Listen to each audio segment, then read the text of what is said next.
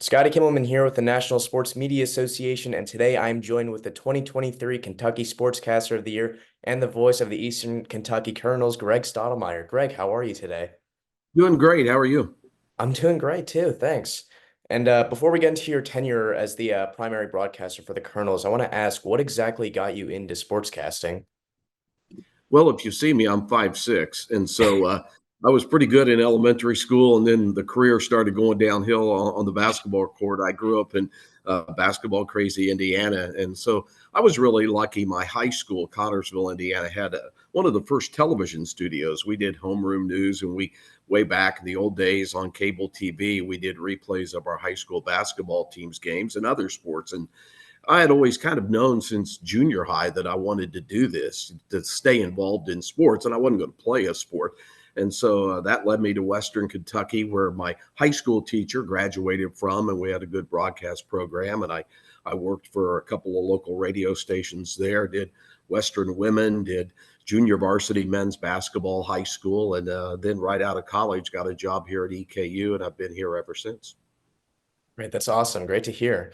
And I'm sure you get this next question asked a lot, and you kind of explained it a little bit, but I'm curious to know why and how. I mean, you said you attended in Western Kentucky, went to high school in Indiana, but I want to know how you became the broadcaster for Eastern Kentucky. What's the story behind that? Well, I was trying to work my way up through, doing high school and working as much as I could, and I one of my bosses was a WKU announcer at the time, and I was allowed to do some things there.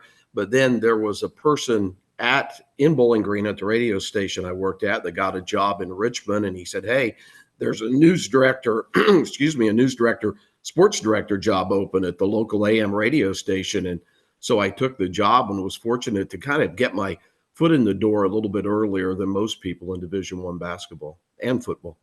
Yeah, great. And I mean, now you're into your 45th season as the voice of the Colonels, if I'm not mistaken. And what made you decide to continue calling games in the same place for such a long time? I mean, you said you grew up in Indiana and you stayed in the same place at EKU for so long. What made you decide to stay there? That's a really tough choice. And when I look back at it, did I make the right move? I don't know.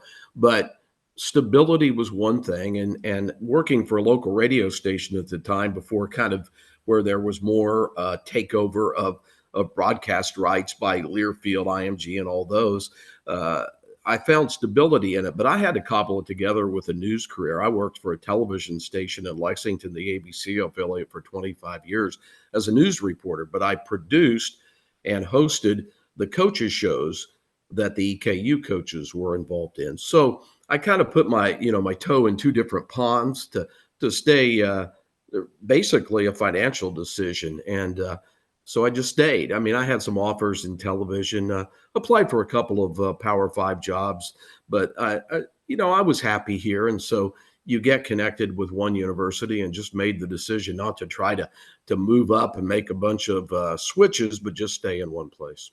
Yeah, great. That's awesome. And I mean, obviously, your time with the Colonels at EKU has paid off, as recently you were conducted into the Kentucky Mike Hall of Fame. That's one. And recently, you won your first NSMA Broadcaster of the Year award, and both in the same year. So I got to ask, how does it feel to be so highly thought of by both your listeners and your peers?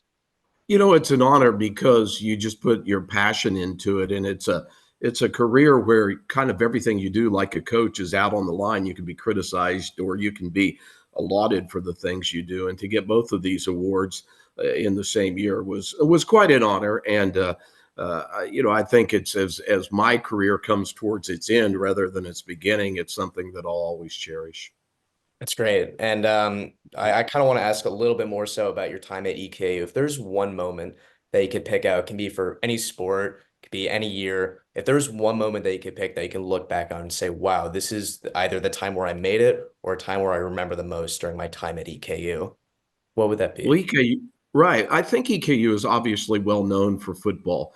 Right. Won two national championships. I was very fortunate to be the announcer in the first year that they won the Division One AA, now FCS championship in 1979, and then again in 1982.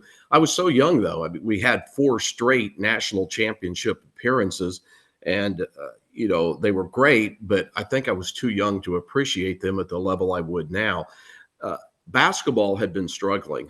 Travis Ford took over the program and a couple of struggling years, and then they got good in 2004 and won the championship of the Ohio Valley in 2005.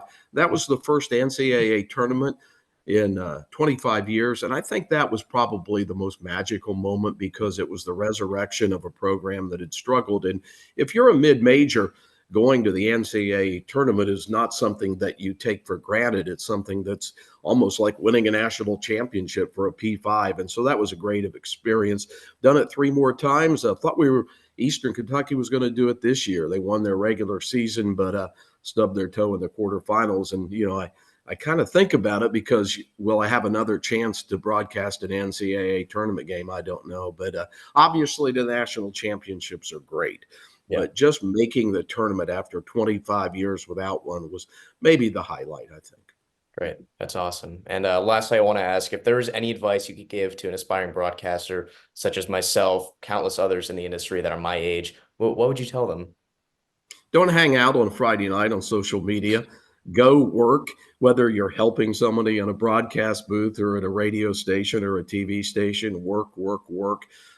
Get experience, seek advice.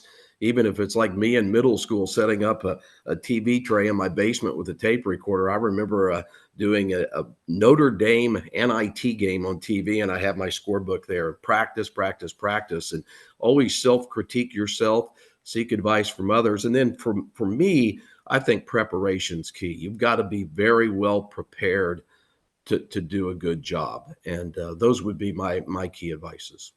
All right, great. That's awesome. That's all I got. And want to thank you again, congratulate you Yeah, again on your award. thanks. Appreciate the time. Good. Yeah. I appreciate it. Great to talk to you. Yeah, you as well. Thanks.